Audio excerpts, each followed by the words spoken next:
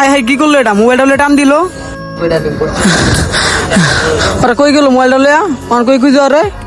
দই বালা ঢাকা শহরে এমন না, সব চুটটা দেয়া ভরা। কিরে মিজান এখন আইলো না?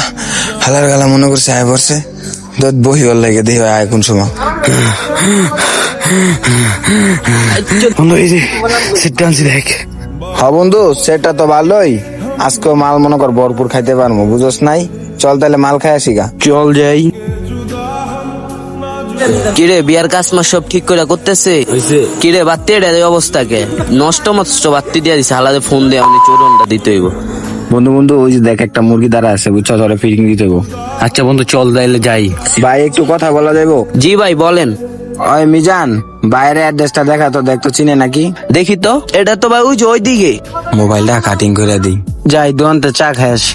কিরে এই 2 বার পান নাই দি দিয়ে গো কাহিনীটা। ও বুঝছি, নো দান্দা করতে আইছি।